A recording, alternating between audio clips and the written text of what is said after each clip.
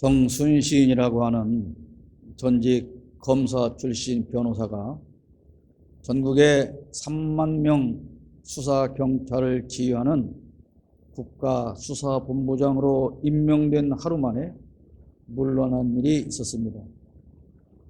우리나라의 대표적인 자율형 사립고등학교인 민족사관고등학교에 그 아들이 입학을 했습니다. 이 학교는 전북 출신 최명재라는 사람이 1996년도에 강원도 횡성에 설립한 기숙형 고등학교입니다. 학교 설립 정신은 민족 정신으로 무장한 세계적 지도자 양성입니다. 교훈은 민족 주체성 교육으로 내일의 밝은 조국을 출세하기 위한 공부를 하지 말고 학문을 위한 공부를 하자. 출세를 위한 진로를 택하지 말고 소질과 적성에 맞는 진로를 택하자. 이것이 나의 진정한 행복이고 내일의 밝은 조국이다. 이것이 교훈입니다. 현재 전체 학생 수는 약 468명입니다. 해마다 전국에서 수재들만 150명 정도 입학할 수 있습니다. 일단 입학하면 전원이 기숙사 생활을 하게 됩니다. 2017년 이 학교에 당시 부장검사인 정순신의 아들 정윤성과 제주에서 올라온 학생이 입학을 합니다. 정윤성은 제주에서 온 학생이 평소에 한겨레 신문만을 보는 것을 보고 그리고 제주 출신이라는 점을 들어서 너는 빨갱이다. 식사 시간에 옆에 앉으면 더럽다. 구제에 걸린다. 왜 네가 사람 밥 먹는 데를 오냐? 돼지 냄새 난다. 라는 등의 언어 폭력을 끊임없이 자행했다고 합니다. 그리고 이 학생은 그때 이미 조선일보만 10년 동안 봤다고 합니다. 그 결과로 이 피해 학생은 학업을 중단하고 병원 치료를 받았으며 지금도 학업을 중단한 상태라고 합니다. 꼭 우리 전진우만한 지금 그 나이의 학생들의 이야기입니다. 피해자가 둘인데 한 사람은 그 학교를 떠나서 다른 학교로 피해자가 전학을 가버렸고 다른 한 사람은 대학도 못 들어가고 공부를 포기했다고 합니다. 이 학교에서는 학교폭력대책위원회가 열렸고 이 학생을 다른 학교로 전학 보내기로 조치를 취했습니다. 그런데 이 정윤성의 부모인 검사 부부는 행정부문에 전학을 취소시켜 달라는 소송을 제기합니다. 그리고 소송에서 졌지만 끝까지 대법원까지 가지고 올라가는데 결국 패소 확정을 받습니다. 왜 그랬을까요? 뻔히 법원에서 질 거를 알면서도 왜 대법원까지 가져갔느냐? 시간을 끌기 위해서였습니다. 고등학교 생활기록부에 학교 폭력 가해자라는 사실이 기록이 되면 대학 입시에 지장을 받을 수밖에 없기 때문에 소송을 길게 끌어서 대학교에 입학할 때까지 서류를 낼 때까지는 그 범행이 확정되지 않고 생활기록부에 기록되는 것을 피할 수 있게 하려고 한 것 때문입니다. 그것 때문에 대법원까지 소송을 진행을 합니다. 결국 이 정윤성이라는 아이는 서울대 철학과에 무사히 입학을 했고 공부를 계속했습니다. 피해자는 공부를 포기했는데 말입니다. 그런데 왜 하필 서울대 철학과냐 궁금했는데 그가 공부하는 것을 보니 온통 로스쿨을 가기 위한 공부를 하고 있더라는 것입니다.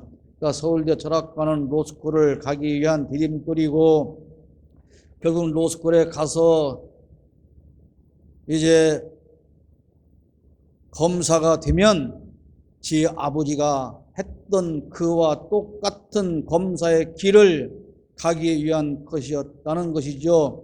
그 정윤성은 당시 친구들에게 우리 아빠는 검사다, 검사는 판사와 친하다, 검사는 다 뇌물 받고 일하는 사람이다라는 말을 자랑스럽게 하고 다녔다고 합니다. 그래서 이런 노래가 요즘 패러디 되어 나오고 있습니다. 당신은 사랑받기 위해 태어난 사람이라는 복음송에 검사는 돈 받기 위해 태어난 사람, 판사랑 친하면 모두 다 해결되지요. 이런 노래가 돌아다니고 있습니다. 당시 중부지검장은 윤석열 검사, 3차장은 한동훈 검사, 이 정순신 검사는 인권감독관이었다고 합니다. 그리고 이 소송 당시 정순신이 고용한 변호사 역시 정순신과 한동훈의 동기였습니다. 정순신, 인권감독관, 그가 생각하는 인권은 과연 무엇일까요? 참 궁금합니다. 인권감독관은 문재인 정부 시절에 문재인 전 대통령이 비록 누가 범죄 피의자로 조사를 받는다고 해도 그 피의자의 인권이 침해받아서는 안 된다, 그런 문제가 없도록 잘 살펴야 한다는 차원에서 각 지방검찰청에 설치한 기구고, 이 정순신 변호사는 그 기관의 감독자, 책임자였다, 그런 말입니다. 그러니까 이 인권감독관은 매일 조사받는 피의자들을 만나서도 검사로부터 조사받는데 부당하게 인권 침해가 받은 적이 없느냐, 이걸 조사하는 사람입니다. 그런데 그때 함께 근무했던 현재 대통령도 정순신 사건에 대해 모르는 사실이라고 하고, 동기며 같은 지검에 근무했던 현재 법무부 장관도 그때는 몰랐던 사실이라고 합니다. KBS 뉴스에도 나온 사건을 한 건물에서 근무하는 사람들이, 더군다나 동기의 일이고 아끼는 후배의 일인데 그런 일이 몰랐다라고 하는 것이 이해가 되는 일입니까? 묻혀졌던 이 사건이 다시 드러나서 세상 사람의 이목을 끌게 된 발단은 경찰의 2인자인 치안정감 정도의 계급이 가야 할 국가수사본부장 자리에 부장검사급이 경찰을 지휘해야 한다고 생각한 인사 발령에서 시작이 됩니다. 부장검사 위로 차장검사가 있고, 그러니까 이 정순신은 부장검사라는 겁니다. 그 부장검사 위로 차장검사가 있고, 그 위로 검사장이 있습니다. 그리고 그 위로 대검 차장이 있습니다. 최소한 동등한 위치의 검사가 국가수사본부장으로 간다고 하면 대검 차장급 정도가 그래도 가야 맞는다, 그런 말인데, 검사는 다 해도 2,000명밖에 안 되고 이 경찰, 수사경찰만 3만 명이 됩니다. 물론 검사가 경찰을 총지휘하는 자리에 간다는 자체가 있을 수 없는 일입니다. 그런데 검사들은 자기네가 경찰보다 우월하다는 생각을 합니다. 아무리 높은 경찰도 아무리 낮은 검사보다 못하다, 그런 생각을 검사들은 하는 것이죠. 검사들은 모든 사람 중에 자신들이 가장 우월하다고 하는 착각에 빠져서 사는 사람들입니다. 어떤 분야든 그래서 검사가 지휘하고 검사가 책임자가 되어야 나라와 조직이 제대로 잘 돌아갈 수 있다는 오만 방자함에 빠져 있습니다. 내년 총선에 국힘당의 공천을 받고 싶은 검사만 70명이 대기하고 있다고 합니다. 그런데 그런 자들이 비열하게도 이번 인사검증에 대한 책임에 대해서는 아무도 책임이 없다고 항변합니다. 오히려 지난 정권에서도 인사검증을 제대로 하지 못한 경우가 많지 않으냐고 합니다.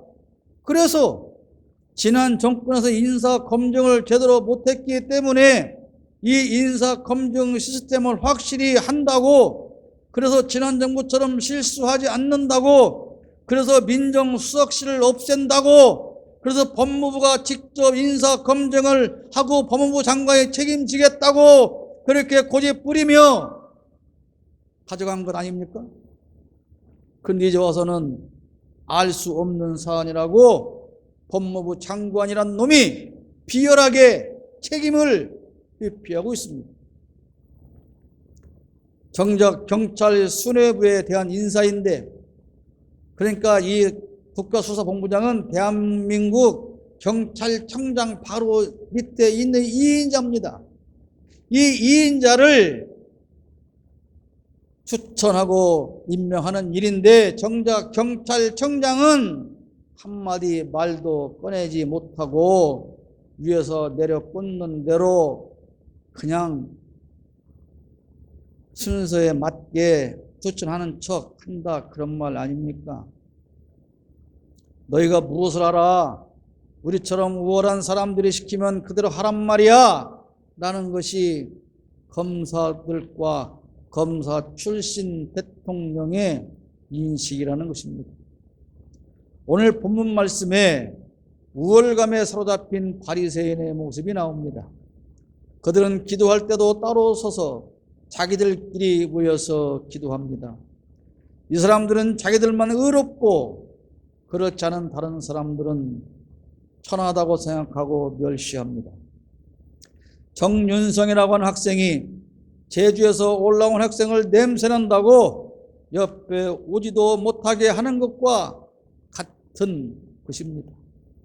자기를 의롭다고 믿고 다른 사람을 멸시하는 자들에게 이 비유로 말씀하셨다고 구절에서 성경은 기록하고 있습니다. 자기들만 의로운 사람이기에 자기들이 불의하다고 생각하는 사람들과는 같은 자리에서 기도조차 할 수 없다는 것입니다. 그들이 자신이 의롭다고 생각하는 이유는 뭡니까? 12절에 말씀합니다. 나는 일회에 2번씩 금식하고 또 소득의 11조를 드리나이다.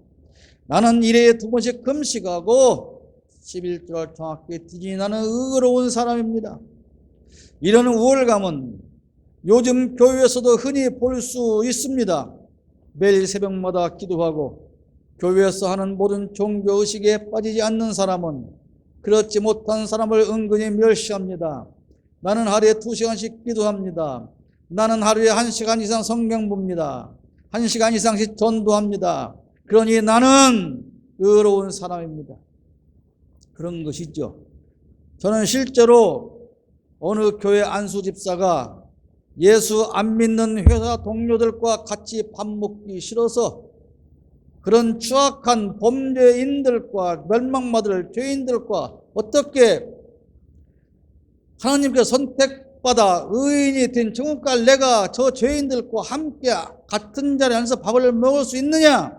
그럴 수 없어서 자기는 도시락 싸가지고 다니며 혼자 앉아서 밥을 먹는다는 고백을 자랑스럽게 하는 것을 들은 적이 있습니다. 한 교회에 같이 있던 사람입니다. 우리 인근의 어느 목사는 중고등학생들에서 죄악에 추악한 악취가 나서 도대체 설교할 수가 없어서 중고등학생들에게 설교도 하지 않는다고 하지 않습니까? 나는 이렇게 열심히 예수 믿고 11조랑 헌금을 잘하니 그렇지 못한 당신들과는 달리 더 많은 복을 받고 잘 살고 있는 거라는 오만방자한 생각을 하는데 그것이 신앙적인 교만입니다. 교회 좀 다녔고 직분 좀 받았다고 생각하는 사람은 늘 우월감에 빠져 있습니다. 교회 직분을 계급이라고 생각합니다. 그래서 목사는 장로가 목사 말을 들어야 한다고 생각하고 장로는 집사들이 장로 말을 들어야 한다고 생각하고 집사들은 평신도가 토신도가 집사 말을 들어야 한다고 생각합니다. 모든 회의에서도 자기 주장이 가장 옳음으로 모두가 다 받아들이고 따라야 한다고 생각합니다. 주일날 예배당에 나와서 예배 시간 전에 거룩하게 앉아 기도하는데 이렇게 기도하는 사람이 있습니다. 하나님, 저는 오늘 또 세상 사람들과 달리 그들이 죄짓는 자리에 가지 않고 나는 오늘 또 주일날 하나님께 나와 예배할 수 있는 사람이니 얼마나 감사한지 모르겠습니다. 복 주시옵소서. 이 기도 내용을 자세히 뜯어보면 자기는 죄인이 아니라는 것입니다. 왜 교회에 왔지 않느냐, 그런 말입니다. 오늘도 교회당에 나와서 예배하니까 얼마나 착한 사람이냐, 그런 뜻입니다. 그러니 하나님, 나는 저 사람들보다 더 예뻐해 주실 거죠? 그런 것 아닙니까? 자기 부인이 주가 조작범으로 특검을 받아야 한다고 국민의 70%가 주장하는데 대통령은 자기 부인은 죄가 없다고 합니다. 그러면서 주식거래소에 말하기를 주가 조작범을 엄중히 다스리라, 그렇게 하지 않습니까? 위에서 말씀드린 정순신 변호사 아들 학교 폭력에 대한 처리를 보면서 어떻게 그것을 대법까지 가지고 갈 수 있는지 이해가 안 됩니다. 대통령이 이 말을 연세대학교 졸업식에 가서 한 말입니다. 완전히 남의 말하고 있는 거예요. 어떻게 그럴 수가 있어? 자기가 아끼는 후배가 그런 짓을 했는데 어떻게 그럴 수가 있어? 난 몰랐네. 자기 부인이 최고의 주가조작범을 저질렀는데 아무 죄 없잖아. 그러면 다른 사람들에게 그렇게 하면 안 된다고 엄중히 처벌해 라고 말하는 이 뻔뻔함은 도대체 어디에서 나오는 것입니까? 엄히 다스리고 법대로 처벌하고 억울함이 없게 하라고 항상 말하는데 정작 자기가 그런 사람인 것을 도대체 모르고 남의 이야기하듯 했습니다. SNS에 정말 의롭고 불의에 분노하고 정의로운 글만 올리는 목사가 있습니다. 그런데 그가 사는 모습을 보면 참 이해하기 어렵습니다. 세상 사람의 억울한 사건에 개입해서 해결해 준다며 활동비를 요구하고 고위층의 이름을 팔아가며 내가 그에게 부탁하면 당장 해결된다며 그러니 맨입으로 되겠냐고 하는 그런 사람인데 그를 모르고 그의 글만 보면 그보다 더 정의로운 목사는 없다는 것입니다. 힘없는 사람의 어려움을 이용해서 용돈벌이하는 사람이나 국가 권력을 주고 국민을 탄압해서 돈을 뜯는 것이 무슨 차이가 있습니까? 그런데 상대적으로 작은 불의를 행하는 사람이 더 큰 불의한 자를 꾸짖으면 그 사람은 의로운 사람입니까? 1명 죽인 살인자가 5명 죽인 살인자를 향하여 저런 나쁜 놈, 저런 악한 놈이라고 손가락질하면 한 사람 죽인 그 놈은 그 5명 죽인 그 놈보다 의로운 사람이냐? 그런 말입니다. 우월감은 엘리트주의와 연결됩니다. 그것이 오늘의 검사 독재를 만들어낸 것입니다. 모든 국민보다 검사는 우월하다는 것입니다. 간호사를 위한 간호사법을 제정하겠다고 하니 의사단체에서 반대하고 나섭니다. 의사는 간호사보다 우월하다는 것입니다. 간호사 주제에 의사가 시키면 시키는 대로 군말 없이 일을 해야지 무슨 그런 간호사들의 인권과 그들을 보호하는 법을 만든다는 것이냐? 그런 항변입니다. 노동자를 위한 일명 노란봉투법을 제정한다고 하니 기업이 반대하지 않습니까? 그리고 그 법이 통과되면 대통령이 거부권을 행사하겠다고 협박부터 하고 있습니다. 기업가는 노동자보다 우월하다는 생각을 기업가도 하고 대통령도 하고 있는 것입니다. 대통령이 직접 노동자를 폭력배로 지칭하고 때려잡겠다고 나섰지 않습니까? 노동자는 미개한 집단으로 치부해 버린 것입니다. 아니, 천한 노동이나 하는 노동자 따위 니들이 그따위 일하고 세상에 그렇게 많은 돈을 번다는 것이 말이 된다는 소리야? 그게 말이 돼? 니들이 그런 돈을 벌 자격이 있는 인간들이야? 그런 것입니다. 그래서 그야말로 천박하기 짝이 없는 대통령의 스승을 탈취하는 일자 무식한 놈까지 나서서 노동자를 타도해야 한다고 대통령에게 지시하고 있지 않습니까? 기독교인들은 세상 사람에 대하여 선민의식을 가지고 있습니다. 나는 하나님으로부터 특별히 구원받은 존재다. 그러므로 구원받지 못한 당신들과는 비교할 수 없이 우월한 존재다. 선민의식이라는 것이 곧 우월의식입니다. 그래서 세상 사람을 무시합니다. 마치 정순신의 아들 정윤성이 제주에서 올라온 학생을 무시하고 폭력을 가하면서도 그것이 범죄라는 사실을 모르는 것과 같다. 그런 말입니다. 나는 너보다 우월한 사람이야. 그러니 너 따위를 짓밟아도 되는 것이고 너는 당해도 싼 거야 라는 생각을 합니다. 자기보다 더 우월하다고 인정하는 사람이나 학교 교사에게는 그렇게 착하고 모험적일 수가 없었던 학생이라고 하지 않습니까? 그래서 그런 일이 생겼을 때 선생님들이 다 그거를 믿지 않았다고 하지 않습니까? 세상에 저렇게 착한 아이가, 저렇게 예의 바른 아이가 어떻게 그런 일을 했다고? 믿지 않았다는 거 아닙니까? 이것이 곧 우월감을 가진 자들의 비열함입니다. 엘리트주의와 우월감은 비열함으로 연결됩니다. 그래서 머리 좋고 공부만 잘한 사람들이 대개 엘리트주의자가 되고 우월감을 느끼게 되지만 결국은 간신배가 되는 것입니다. 자기보다 더 힘 있는 사람에게는 한없이 비굴하고 약자에게는 거침없는 폭력을 행사합니다. 그래서 대통령이라는 자가 대놓고 친일, 역적 행동을 자행하는 것입니다.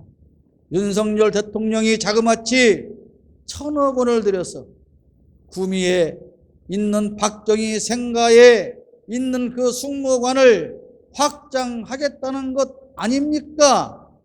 지금 일반 서민들은 가스값이 올라서 전기값이 올라서 한 가정에 10만 원씩만이라도 지원해 달라고 아우성인데 다 외면하고 1,000억 원을 들여서 죽은 박정희를 추모하는 숭모하는 그런 기념관을 확장하겠다는 것이 말이 되는 소리냐 그런 말입니다.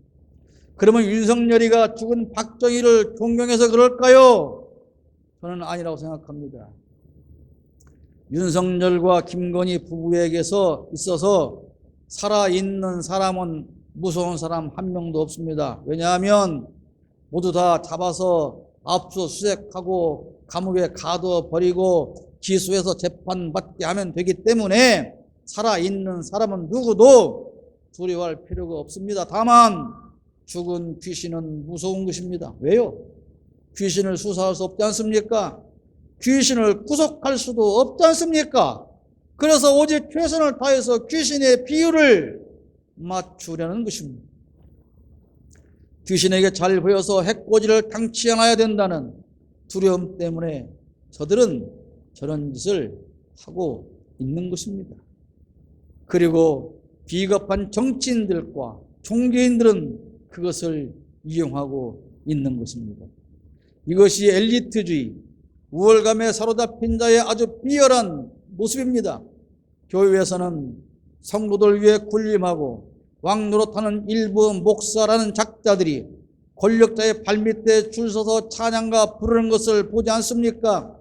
그런 목사 중에 공부 많이 안 한 목사 있습니까? 대형교회 목회하며 외국에서 박사 학위라도 받아야 독재자와 악수라도 할 수 있는 자격 얻는 것 아닙니까? 그런데 이런 우월감에 사로잡힌 사람들은 자기보다 강자라고 생각되는 사람에게는 한없이 비굴한 모습으로 손과 발을 피벼대며 간신처럼 살아갑니다. 대통령이라는 작자의 5분짜리 3.1절 기념사를 들은 국민이 아연 실색하며 분노에 휩싸였지 않습니까? 연설 비서관이 작성해서 올려준 원고를 지가 빨간 펜으로 툭툭툭툭 긁어서 다 빼버리고 겨우 원고지 10장 분량 5분짜리 기념사라고 내뱉었다고 하는 것 아닙니까? 어떻게 우리가 약하고 부족해서 일본의 지배를 받게 되었다는 말을 독립운동가들의 영정에 걸린 그 앞에서 씹어낼 수가 있다는 말입니까? 그럼 강자는 약자를 얼마든지 짓밟고 지 맘대로 강탈해도 된다는 말입니까? 설령 백본양보에서 우리가 정말 그렇게 그 시대에 세계의 흐름에 맞추지 못하고 힘이 없는 나라였다고 하더라도 강대국이 강제로 침략하고 병합한 것이 옳을 수는 없는 일 아닙니까? 정당한 일이 아니지 않습니까? 이렇게 말하는 것은 바로 약자는 밟아도 된다라고 하는 대통령이라는 작자의 가치관을 적나라하게 드러내 보여주는 것입니다. 일본에서 개최될 G7 정상회의에 일본으로부터 초청을 한번 받아보기 위해서 온갖 비열한 짓을 다 하고 비율을 맞춰대고 있지 않습니까? 여러분, 세상에 우리가 일본에게 이 강제 노역에 징용되었던 사람들의 문제를 해결하라고 말해야 되는데, 이제 일본에서 기시다가 야, 한국 너네 그 징용국 문제 좀 잘 해결해봐. 이게 있을 수 있는 일입니까? 강도가 강도 피해자한테 야, 이 문제 좀 니네가 잘 해결 좀 해봐. 이게 있을 수 있는 일이냐 그 말이에요. 피를 토하고 죽을 일이 아닙니까? 지난 정부에서도 G7 정상회의에 초청받은 적이 있지만 언제 지난 정부가 이렇게 비열한 짓을 하면서 아부하면서 초청받은 적이 있습니까? 우리가 잘했어. 우리 국격이 올라가고 실력을 인정받으면 가만히 있어도 다 알아서 초청하는 것 아닙니까? 기독교인 중에도 이런 우월감을 안고 비열하게 사는 사람들이 많이 있습니다. 교회 밖에 있는 사람들은 아예 사람 취급도 안 합니다. 대놓고 멸망받을 종자들이라고 저주합니다. 지옥에 떨어질 것들이 감히 이런 식으로 표현을 합니다. 그들이 하나님의 심판과 멸망을 받을 것이라는 증거가 무엇입니까? 자기가 왜 그들보다 우월하다는 것입니까? 교회 다니고 있으니까요? 구원 받았으니까요? 그럼 목사로서 무당과 손잡고 독재자 우상을 만들고 그를 섬기는 사람이라도 교회 다니니까 목사 노릇하니까 무조건 구원받고 죽으면 천국에 가는 것입니까? 물론 저는 누가 천국에 가는지 지옥에 가는지 알 수 없습니다. 그것은 제 영역이 아니고 오직 하나님만이 판단하실 일이기 때문입니다. 우리는 모릅니다. 길거리에 나와서 독재자를 찬양하는 피켓 들고 하나님께 드려야 할 찬송가를 부르고 목이 터지라고 애국가를 불러대는 그 사람들은 그러면 그렇게 믿음이 좋으니 하나님의 특별히 선택하신 선민일까요? 그들의 생각하고 바라는 저를 비롯한 예수 믿는 여러분과 같은 사람들이 윤석열 정권 타도하고 검사 독재 끌어내자고 하면 우리는 그러면 가짜 기독교인이며 지옥에 가야 할 저주받을 사람들이냐 그런 말입니다. 오늘 본문의 비유는 바로 이렇게 자기가 의롭고 다른 사람을 멸시하는 사람에게 들려주시기 위함이라고 앞에 구절에서 분명히 말씀하고 있습니다. 이렇게 스스로 의롭다고 자처하는 사람들을 그러면 예수님도 의롭다고 인정하셨습니까? 그렇지 않습니다. 14절에 기록하고 있지 않습니까? 저 바리새인이 아니고 이 사람이 의롭다 하심을 받고 그의 집으로 내려갔느니라. 여기서 의롭다고 인정받은 사람은 누굽니까? 세리는 멀리 서서 감히 눈을 들어 하늘을 쳐다보지도 못하고 다만 가슴을 치며 이르되 하나님이여 불쌍히 여기소서 나는 죄인으로소이다 하였느니라. 13절에 기록하고 있습니다. 나는 의인이라고 생각하던 바리새인, 죄인이라고 생각한 세리와 같이 서서 기도조차 할 수 없다고 했으나 그러나 예수님은 누구를 의인이라고 인정하셨습니까? 바로 바리새인이 죄인이라고 인정한 그 사람이었지 않습니까? 예수님께서 의롭다고 인정하시는 사람은 자기 죄와 허물을 인정하고 고백하고 회개하는 사람입니다. 이태원에서 국민 158명의 선체로 압사당했습니다. 그런데 아무도 그것이 자기의 잘못 때문이라고 하는 사람이 없지 않습니까? 대통령도 해당 장관도 시장도 경찰청장도 구청장도 다 그렇습니다. 어떤 기독교인들은 또 그렇게 말합니다. 그러니까 왜 그런 사탄의 축제에 가서 죽는 거야? 하나님 영광 가리게 말이야. 하나님, 우리 아이들은 예수 잘 믿어서 그런 타락한 곳에 가지 않고 교회만 다녀서 그런 희생 당하지 않고 안전하게 살고 있음을 감사합니다. 그렇게 말하는 사람도 있지 않습니까? 1회에 2번씩 금식하고 11조 드리니 나는 의로운 사람이고 저 세례와 같지 않으니 감사하다는 바리새인과 과연 무엇이 다릅니까? 내가 교회 잘 다니고 헌금 내고 기도 많이 해서 안전한 것입니까? 그렇게 생각한다면 그것은 예수님의 은혜가 아닙니다. 예수님과 거래해서 안전을 산 것입니다. 내가 헌금과 기도라는 대가를 지불하고 내가 안전하다면 그것은 거래해서 산 것이지 은혜가 아니지 않습니까? 그러므로 그런 가치관을 따르고 있다면 기독교인이라고 할 수 없습니다. 사랑하는 이 설교를 듣는 여러분, 오늘은 사순절 둘째 주일입니다. 모태 신앙인으로 태어나서 지금까지 한 번도 예배에 빠져본 일이 없다 할지라도 선민이라는 우월 의식을 버리시기 바랍니다. 우리는 그저 죄인일 뿐입니다. 하나님 앞에서 가슴을 치십시오. 그리고 죄인임을 고백하십시오. 하나님께서 인정하실 때까지 우리는 그렇게 죄인임을 인정하고 겸손하게 하나님 앞에 엎드려야 합니다. 우월감은 때로 비열함으로 나타납니다. 비열하지도 않은 그저 자기를 바로 보는 하나님 앞에서의 겸손함으로 살아가시기를 축복합니다.